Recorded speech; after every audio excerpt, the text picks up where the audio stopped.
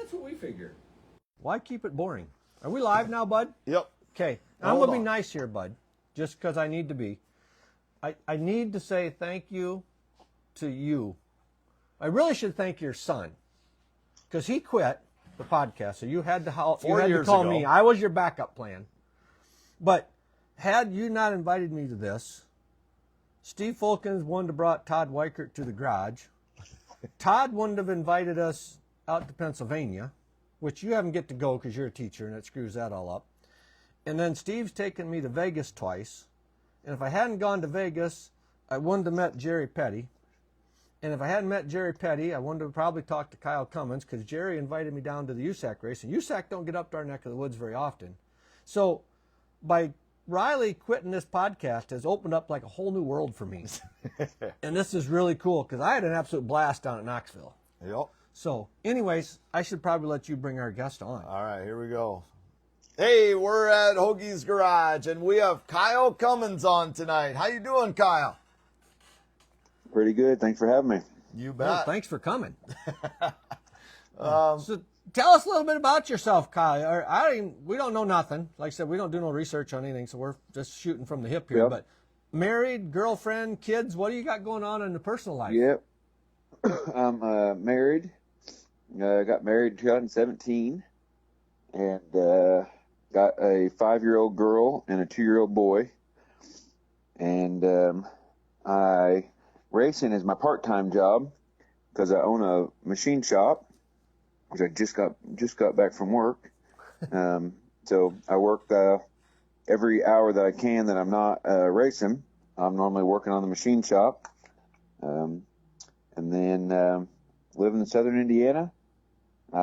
39 years old, and my life is very, very going. I'm going all the time. I was gonna say, what kind of work is it then in the shop? I have a CNC machine shop, so I have Okay. I do a bunch of just random job shop stuff. I do some contract stuff. I build these giant sewing needles, and I do some race car components. Make some stuff for ourselves, and then make some stuff for other people, and then have jobs with Toyota's right here. One of the big Toyota plants between my house and my shop here. So do all kinds of basically anything: steel, aluminum, plastic. If it comes in the door, I say yes, and that's why I'm always so busy. So you said giant sewing needle? Yeah, it's like a 5/16 diameter, 6-inch long sewing needle for like the erosion blankets that go on the side of highways. Okay. I was gonna ask, how big's a giant? You know, because little needles, I can't even put the damn thread through it if I'm trying to fix something at home without putting my readers on. But Yeah, they're pretty big. yeah. Well, 5/16, so that's a good. That's big. Do you gotta make so many of those a week, or how does that work? I've been making a minimum of 125 a month for the last 10 years. Really? Yeah, and I sometimes will like right now they're really pushing hard, so they're at 20% increase, and so basically we just do them an extra month or two of needles, depending what they need, but 125 a month has been the minimum. Okay. So now anyways from 175 a month. We're down this rabbit hole now. So needles are typically, I've seen, you see pictures like a magnified, like a bee stinger and a needle, and the needle don't even look sharp, but they're sharp. How fine of a point do you got to machine them down on that? They're sharp. Okay. Yeah, you run your finger across, it'll cut you. Okay.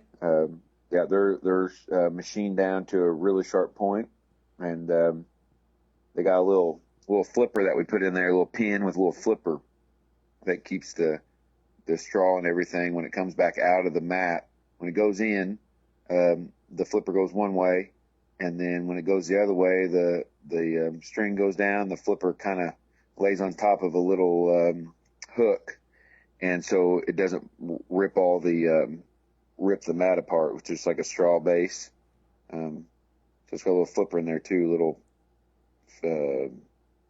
16th pin. with a little flipper guy on there that goes up and down the whole time. See, told we learn new crap all the Yeah. time.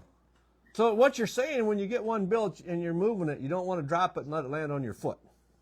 Oh no, you That- don't. No, you that's don't want gonna to be actually bad. mess around, hit your belly. It's happened multiple times. We got to put them in a drill to buff them at the end. You don't want to.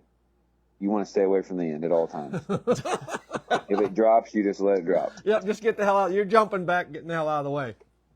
Yep. Yep, definitely not trying to catch it. No. Always ends well when you try to do things like that. Ends bad. Yeah. So, Kyle, when did you start racing? How did you get involved in racing? So my dad raced sprint cars. He was the first one in the family to start racing. My grandpa went to races and took my dad. And then one day my dad told him he was going to race, which my grandpa thought, no way.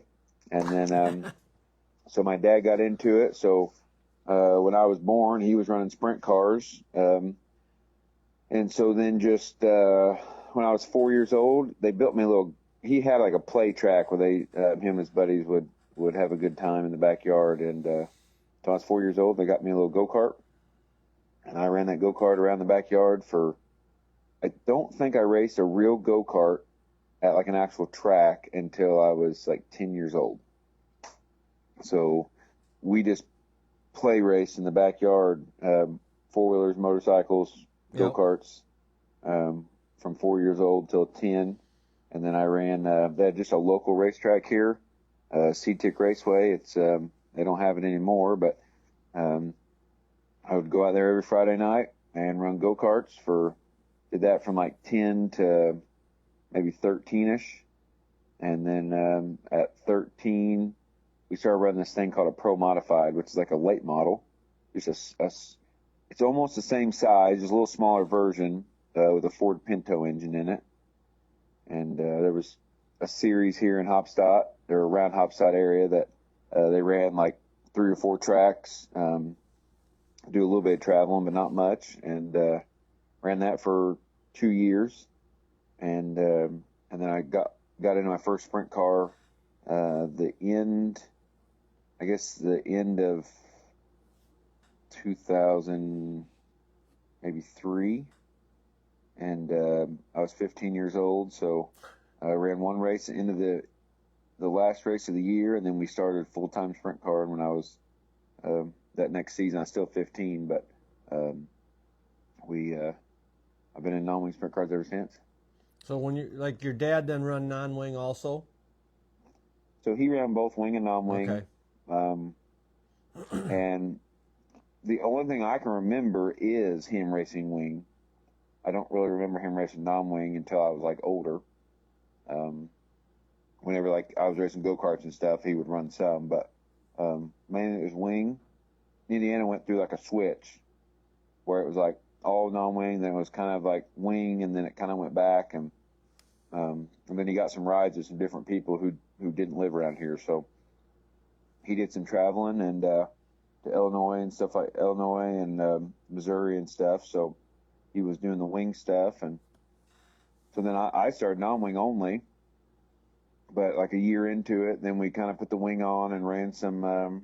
They used to have like MOA series and some different. They had the Outlaws, and they had that the Outlaws split for a little while. Oh yeah. Yep. That Tony Stewart. Oh gosh, not Tony Stewart. Steve Kinzer started that series. Yep. I'm I'm so not we going ran to guess that the name of it series. though. And, ran back and forth there. Actually, at one point, I was running wing a lot more than I was running non-wing. Oh, okay. We were driving 8 hours to Fremont every weekend. Oh, man. We'd run Attica and Fremont weekly, and then it just got too much traveling and a lot going on, and I really slowed down. And I started at one time. I owned it all when I was, I think, 21. 20 or 21, my dad decided he was done, and so I had bought a machine and went to college and started making parts, and then started owning it all. And when that started, we got down to about 15, 20 races a year. because it was expensive. yeah, yeah. And it ain't got any cheaper since. No, it's like right now I couldn't even imagine. You'd have to have, no matter what, you'd have to have good sponsors or a pretty good job to Yeah, keep a local car, just a local car at the racetrack. yeah. Or you got to inherit money or win the lottery. Yep. But yeah, it's that's what I owned it all for a handful of years, and then got a ride with like I guess my first ride was with Hank and Michelle Byram, and ran for him for 4 years. Split from him for a year, and then decided that was dumb, and went back for another. I think I was back with him for 4 more years. Oh, you were a long time then with the same guy. Yeah. Yep. And then on the verge of quitting, I felt like I was kind of out of. I could only do what I could do, and it was just like just every week, right? Go to the racetrack, race, come home. Go to the racetrack, race, and it just became you're doing the same stuff. I didn't feel like I was progressing any. I was like stuck in a hole, and need to be making more money. So I was kind of going to give up a couple years ago, I guess 3 years ago now, and just get back to making parts in the machine shop and putting all my effort into it. And then got this deal with Jerry Petty, and really kind of changed my career a little bit, for sure. Yeah. Wow. How did Jerry just reach out to you, or how did that all come about? Well, Jerry was sponsoring. I met Jack, or I ran for Jack Yaley some, and went out to Coca-Paw Speedway, I think it was, and we had ran good that last year. Won SmackDown, won the big race at Lawrenceburg, and Jack called me, wanted to know if I'd run this Jerry Petty was out here, and wanted to have a good driver. So they hired me to come out there and ran a couple races out there. And then he's like, I really want to do some national stuff or sponsor. So for a year, he actually sponsored the 3R with Hank Byram. That last year I ran for him, he sponsored that for a year. And that that kind of led us into, we were running. He's like, why are we not running any better when we were running? Like, we were doing good. And I'm like, well, I wasn't taking care of the car. And there was, sometimes we'd be good, sometimes we wouldn't be any good. And I was like, I'll be honest with you, I think if I took care of it all and could just do everything I wanted to do at any time, not, Hank owned it, so, who am I to tell him to change something, right? So, he's the one putting the money into it. So, I was a non-confrontational kind of person, so I just let it go, even if we didn't run good. And so, Hank or Jerry was like, man, why can't we run better? I'm like, if I could just make all the calls and just had it all set up just how I wanted, man, we could win some races.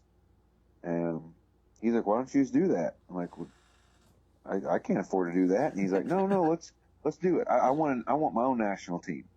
And I was just sitting at home one night, and he just got brought up. He said, why don't you jot some, write me an email of what you think it'd cost, what you'd need, and what it'd take to run a full USAC national deal.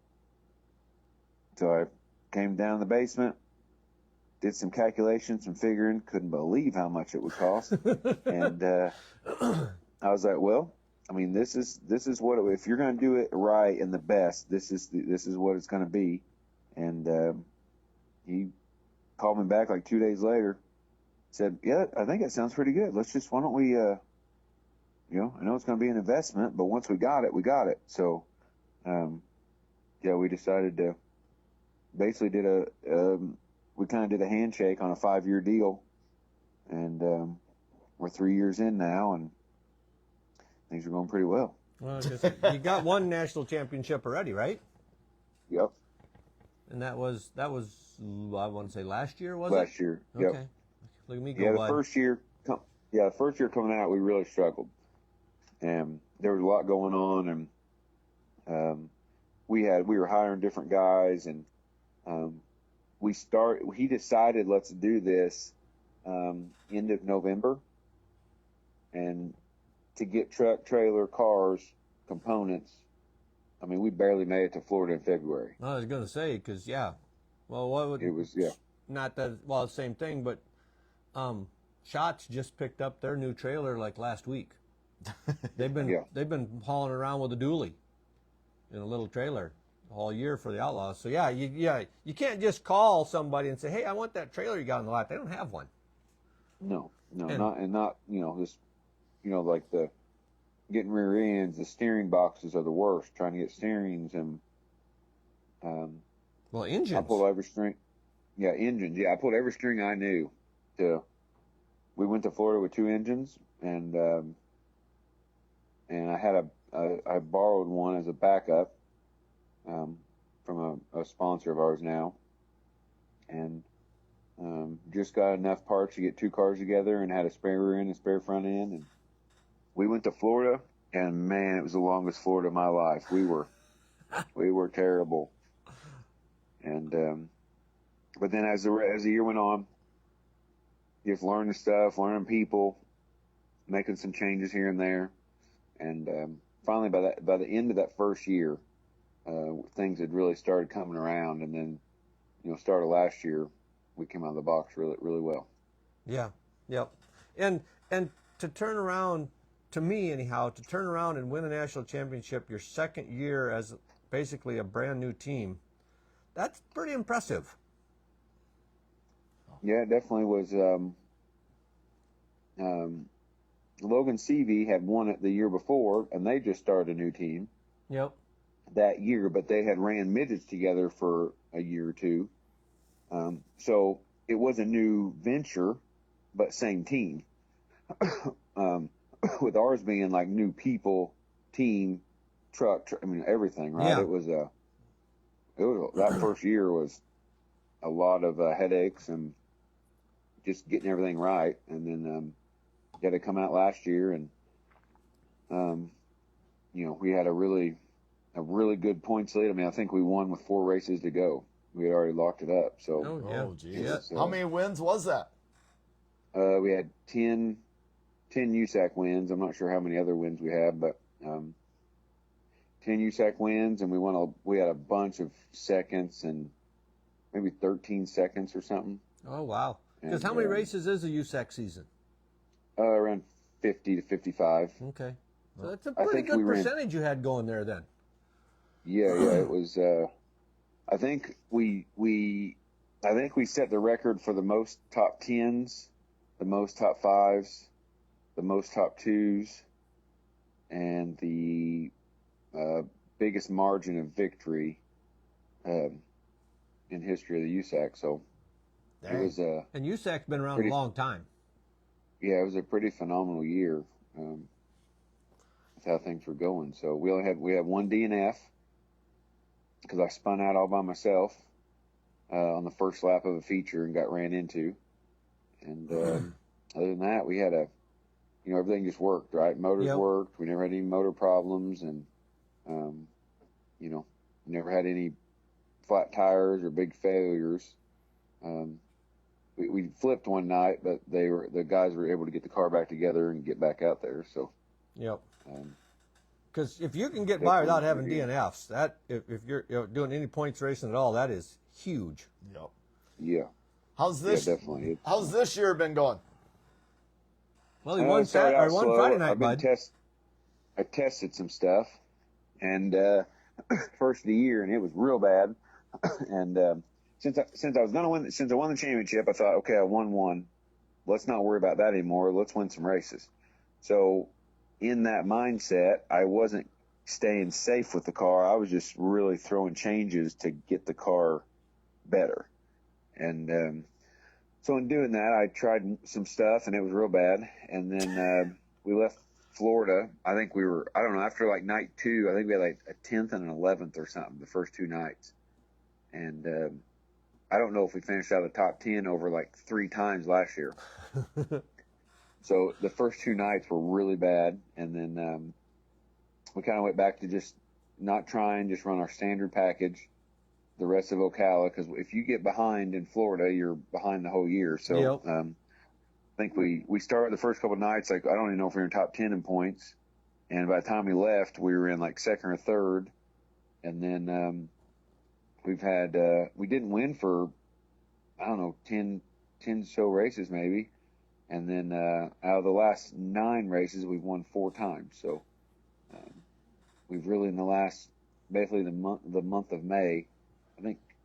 Well, not the whole month of May, but the week prior to the month of May and the month of May, I think we won 5 sprint car races and 4 USAC races, and things have we found some stuff, and things have really been going pretty good so far. I would say so, yeah. You learn not to throw stuff at the car just to see if it works, huh? Yeah, I mean, we kind of threw something else at it, and a modified guy I know was like, man, I think you should do this. And I'm like, man, are you sure? He's like, yeah, that's what, he had ran a sprint car some. He's my buddy, and he tried modifieds, and he came around sprints for a couple of years. And he's like a setup guru too. That's all he thinks about. And so he was like, man, I think if you do it like this, you'll like it way better. And I'm like, dude, I've never did anything like that in my career. Like, I don't even know if it sounds right. He's like, just try it for me once. And I was like, well, I mean, it kind of makes sense, maybe. And so we ran it, and yeah, since that was right before we started winning, and second night we had it on, we won, and we've won 5 times since. So That just seems crazy. That's something you've never done, and you've raced for quite a few years, and it works that well. Yeah, my whole career never even thought about it. Like, never even thought about it. You should have met this buddy. He should have told you that 10 years ago. Well, I don't know if it will work. Like, I think like tires are different now, so like there's a time, and it might be a month from now, this won't work anymore. Yeah. Just because like the tire package, Yep. The way the tires are different. The mid-season batch of tires comes out and something's different. Yeah. Yep. Every time. So we try to pay attention to if the car starts getting weird and we haven't changed anything, then we know it's kind of a tire issue, and we try to make changes, even though it's hard. We try to make little changes to kind of figure that back out. But, Yep. Yeah. Well, I can tell you that Friday night when you won at Knoxville, I was fortunate enough. Jerry invited us down, and I was sitting up in the booth, and they were plenty excited Friday night. I can tell you that they were happy. Oh yeah. It got loud in there when the checkers dropped. Yeah, for sure. I know Jerry he was extremely happy Friday, and as happy as he was Friday, I think he was just as much disappointed on Saturday. He was wanting the sweep on the weekend because it was the Avanti Corn Belt Clash. Yeah, for sure. But we've always at Knoxville, we've ran, well, no, we've not ran good at all. We've had a 3rd place, and then we've not did good since. And so every time I go there, it's his race. He has all his people there. He's got Pella people there, and Yep. and we're terrible. And like last year, we painted the car up all like the 100-year anniversary of Pella. It was all yellow and black, and it looked awesome. And we ran 3rd one night, but the night before, we had a top 10, but it wasn't a good one. Like, we were just holding on. So to go there and win one while he's there, Yep. with all his people and all the people up there was pretty good. Yeah. And shoot, we even ended up with a NOS towel out of Victory Lane. Joni brought one over to the wife, so we got something to hang in the garage here. Yeah. So it was a good night for everybody. Yeah. So, what? I don't want to guess, but was it 7th or 6th, or what did you finish Saturday night then? 8th. 8th. Ooh. Yeah, real bad. Well, that's still a top 10 though. And Yeah, you could roll but- it on the trailer at the end of the night. I always tell people, if you can roll it on the trailer at the end of the night without having to replace everything on it, it isn't the worst night possible. That's true. It's not terrible, but man, it don't feel good. No. I mean, 8th for us is like dead last, and from winning the night before, and there wasn't even the car. I think I made some real dumb mental mistakes. So it ate at me a little bit because I knew it was more me than anything else. Sure. And Well, normally that doesn't happen, but it's like you can't show up every day. Like No. there's a lot of races. Yeah. You're And- not going to be perfect every time. everybody we've ever talked to that talks about Knoxville, they talk about how technical that track is. And if you miss your mark by 6 inches or a foot going into the corner, all of a sudden you're in the slick for the whole corner. You missed all the grip on the bottom, or you missed the cushion on the top, and you're just hung out to dry. And yeah, so if you make one or two bad decisions, that's going to screw your whole race up down there. Yeah, that's what I told you. There was three decisions where I know for sure I did it. I was like, every time it got me like two spots. I fell back, and I'm just like, and then I thought I had myself calmed down, had a restart. I'm running, I think, fifth for one time, like almost fourth, and thinking, man, okay, we're gonna be all right. Instead of just riding there, I wanted to try to win, and so I just pushed a little too hard and fell back, and I was like, gosh darn it, like. Probably could have been in top 4, top 3 maybe, but that's how it goes sometimes. When you were driving your own car, what number did you have on your car? And is there any stories behind that?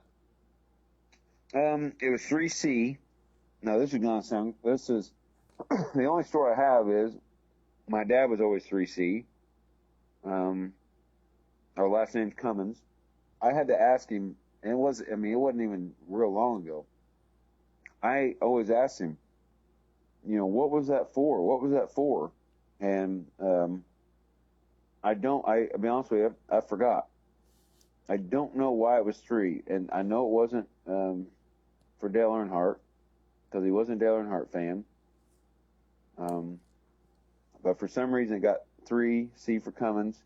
So I was 3C my whole career. Until moving to Hank. Well, Hank was 3R for Rocksteady. Okay. So they had been 3R the whole time. So when I switched, people were like, "Oh yeah, same number, just a different letter." And I'm like, "Well, that was that. Like he didn't change it. That was what he ran." So then I come to run for Jerry. Jerry's like, "Man, what number?" I'm like, "Well, Jerry, I'll tell you, for about 15, 20 years of my career, I was a 3-something. 3C for Cummins, 3R for Rocksteady Racing." And he's like, "What about 3P for Petty?" And I'm like, "Well, if you're into it." And so we've always kept the 3. We've just added whoever owns the car is their last name on there. So That's awesome. it's not like a big story, but it's kind of a cool one, kind of though. a cool thing, That you actually kept the same number the whole time, Yeah. Usually you switch rides, the number changes, but Yeah. so it's safe to say, Yeah, bud, we're never going to see a 3H for Hoagies.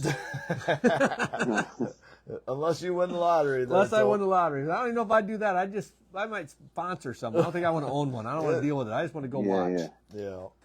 No, I don't think anyone would really. I mean, really, the owners, they're the guys who need to get all the credit for. Yep. Yes. Us drivers we're the lucky ones. The owners, they got to deal with all of it and buy it and if we run, they got to deal with all of it. So, there's a lot of owners out there that kind of make the racing go round, because there's not a whole lot of there is, but at the national level, in any of the sports, it's hard to just be a family funded, unless they had money. It's hard to just be a family funded team.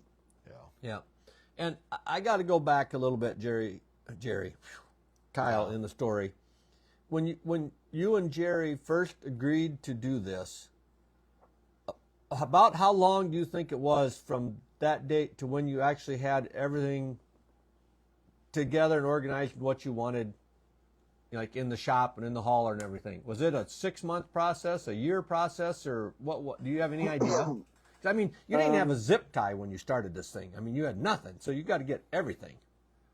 Yeah. We had enough to go racing in November, so February 14th, so 2.5 months. Okay.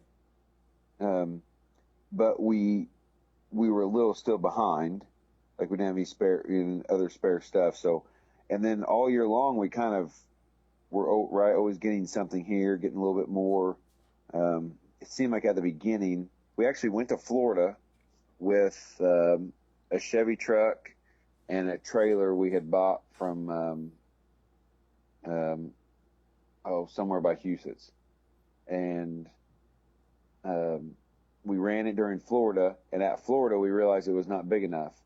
So then we went to a Ford F-450.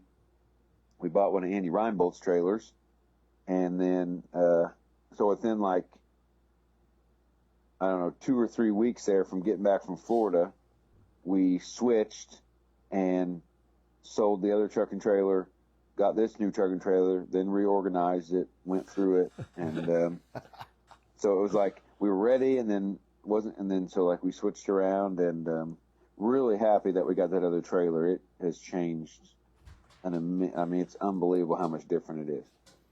Yep. Having the space, but I'd say to be done and ready where we were, like it was almost over the whole year. Like, you know, going into the off season, we kind of like finalized everything and was able to build more cars, and we had a couple different cars and styles of cars, and we were trying them. We built one, raced it. We built one, made like hot laps qualifying and like 3 laps in the heat. Guy spun out in front of me, hit it, bent the frame. We just built it, put it up top, bring the old one back out again. But to get everything like organized, done, the same cars, everything we like. I mean, it took the whole year to. I can imagine. I could have probably guessed longer. Yeah. So, one more question here that I got in my head before we get to the rapid fire. We want to keep you all night.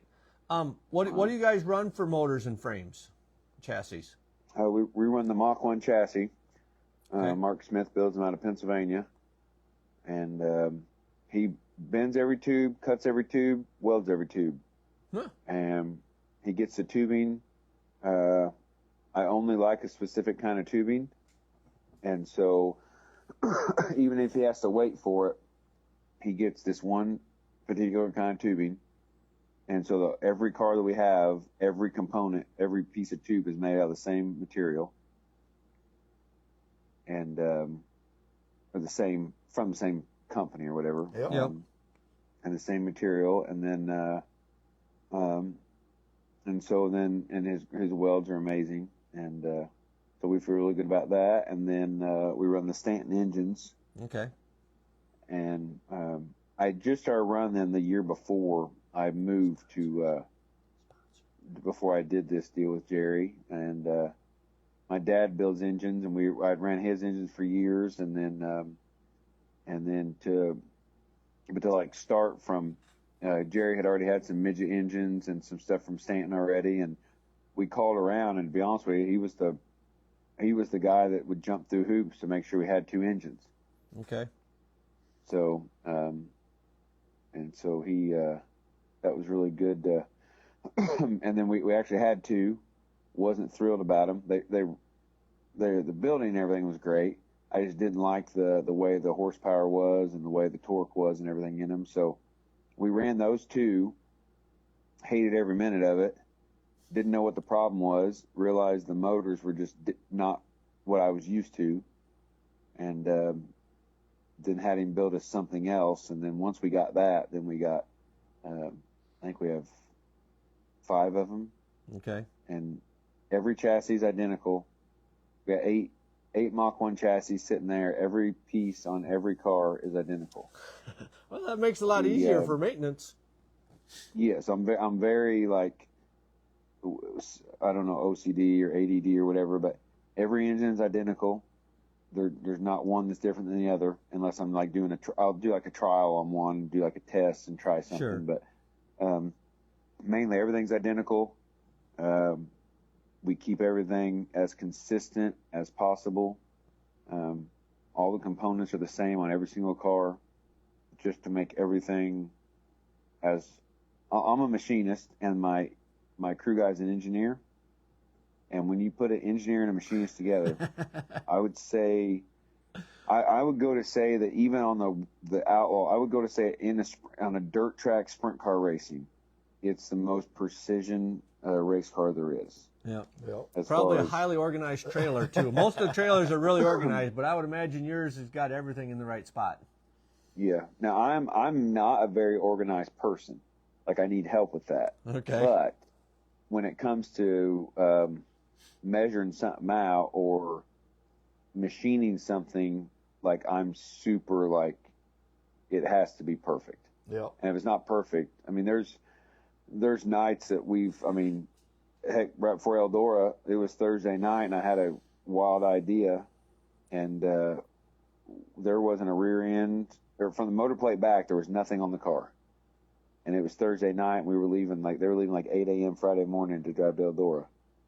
And I'm at my machine shop. I spent 2 days after work, put about 12 hours in, making some components that I thought would be cool and like would make us better. And I get done at like 8 p.m. No, I think it was like 10 p.m. Thursday night. Call the guy, say, hey, got it all done, on the way. Drive home, they put the rear end in, put the torque tube in, put everything together. And then we go win the first night. I was going to say, did it work? So it must have. So that answers that question. Worked all right.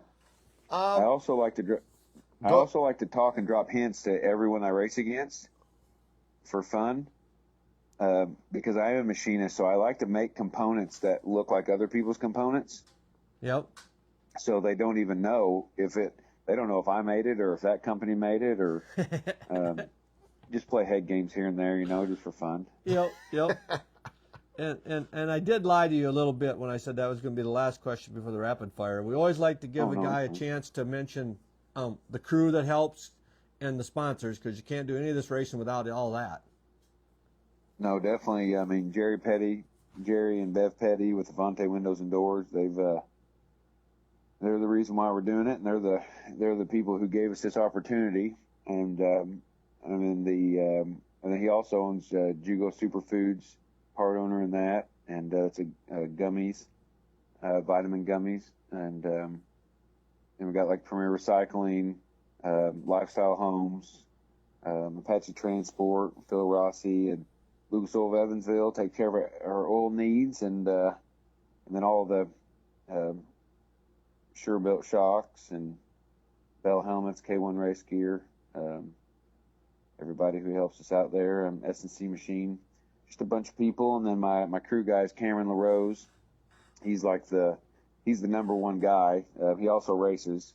When I'm not racing full time, or when I'm not at a USAC race, Cameron gets to race, and so he's a racer as well, which we get to test stuff on his car when he's running.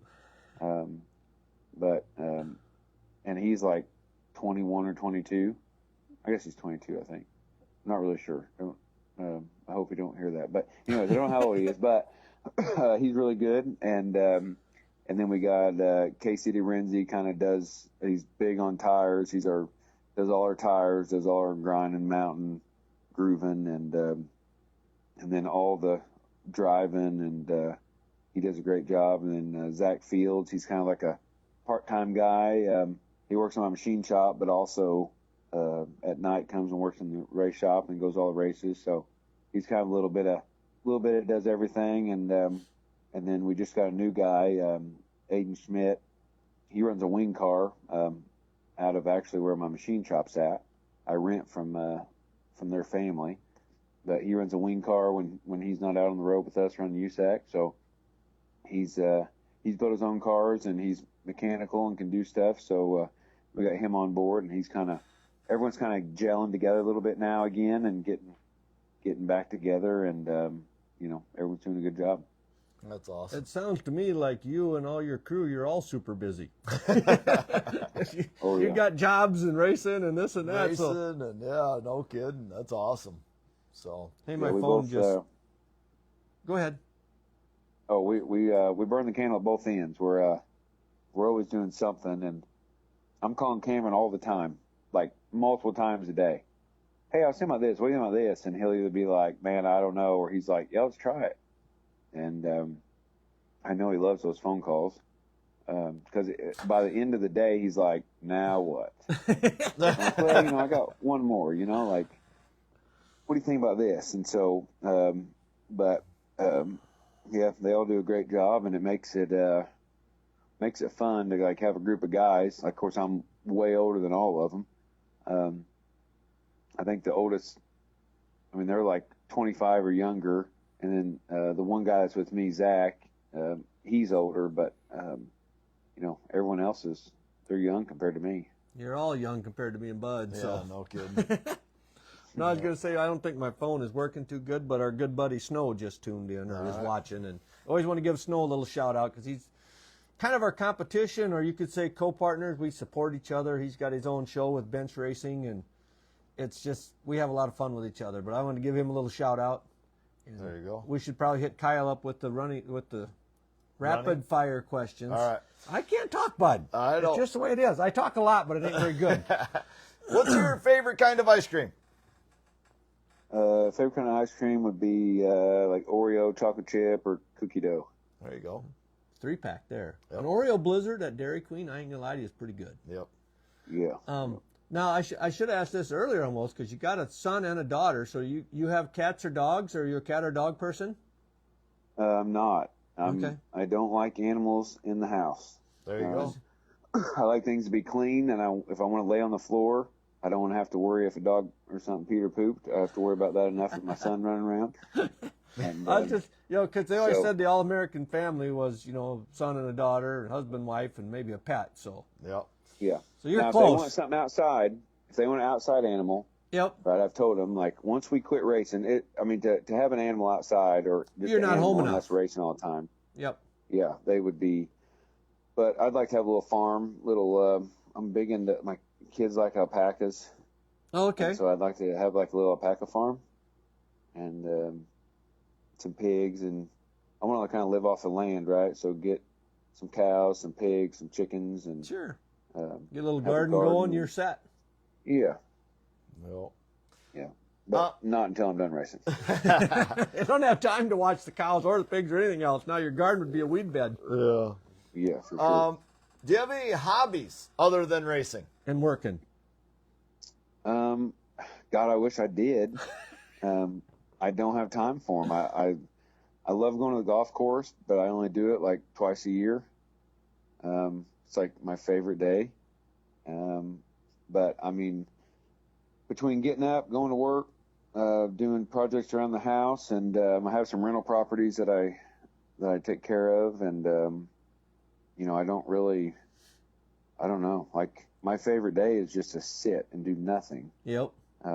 Just to like take a little break. But we do have some go-karts.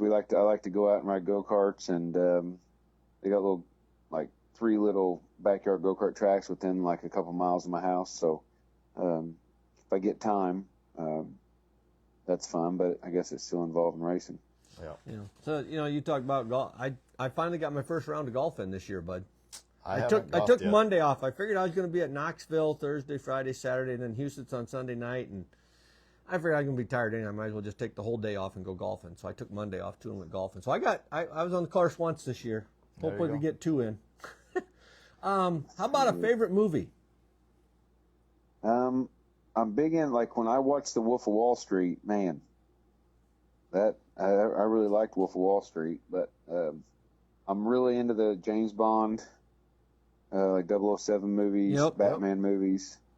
Been watching Batman with my dad since all the, whatever you call it, trilogy or whatever, all the different movies. And so just, I don't know, anything semi-sci-fi, I guess, a little bit. Yep.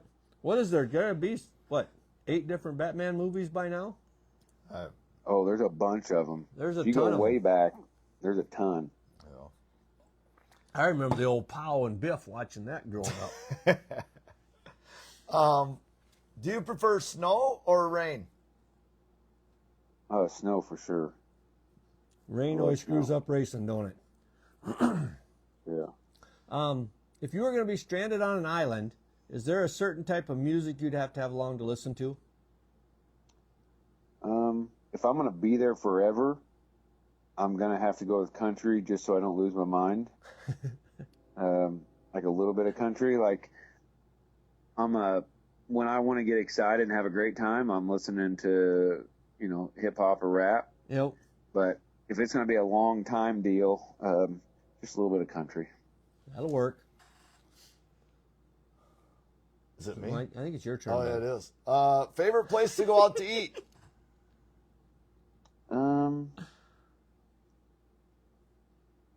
Or is it sitting at home with a frozen pizza not doing nothing? That's what's crazy is I'm literally eating the little bits of a frozen pizza right now. One of those the real thin, cheap, square ones. Yeah, Tostinos. Tostinos. Kid. Yep. I love Yep, that's Tostinos what I'm because it eating doesn't right have now. too much red sauce. I can't handle red sauce, Yep. so that's my favorite pizza. I like it. Well, I would say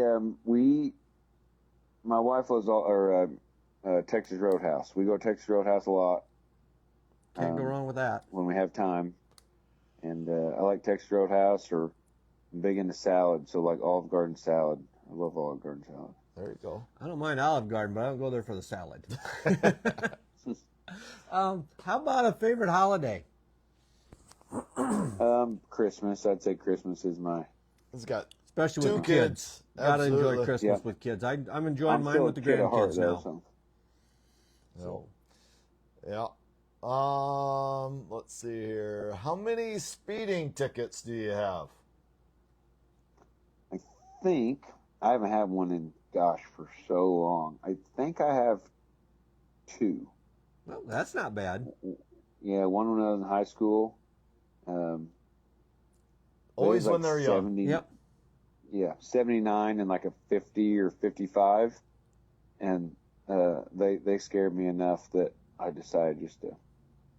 And I really don't I don't care to go fast. Like, I never was a kid that was just on. Like I had a IROC Z71 car as my in high school, and I still never went crazy. Like I didn't drag race or go down the streets crazy. I just drove it normal because I got to do that on the weekends. Yeah. Yep. Get that out. So this next question won't be quite as exciting then, maybe, but Before you get to that, we might have had a record last week with Flea Ruzick. What did he say, 75? I think so. Well, you don't know if he got What? 75 tickets, but he's been pulled over 75 times, but somehow he gets out of a lot of them. He gave us advice about how if you fight it, fight it, call you call the prosecuting attorney and ask him for who he would have represent you to fight this ticket. because he was trying to hire guys and he wouldn't even know if they're fighting for him. But if you call the prosecutor, they get their drinking buddy, and he got off all the time that way. So that was his advice. Wow. So, But That's wild. yeah, crazy we thought too. But we've had one guy, I can't remember names because we've done too many of these Yeah, shows. he But had he had the whole garage wall he figured he could have covered with tickets. So there's been some, had some. But Yeah. anyways, the next question revolving around the speed is, what's the fastest you've ever driven or say ridden with somebody going down the highway?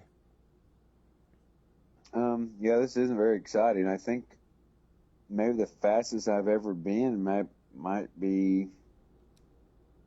Well, I mean, really probably the fastest I've ever been is in a Silver Crown car at the mile. Yeah.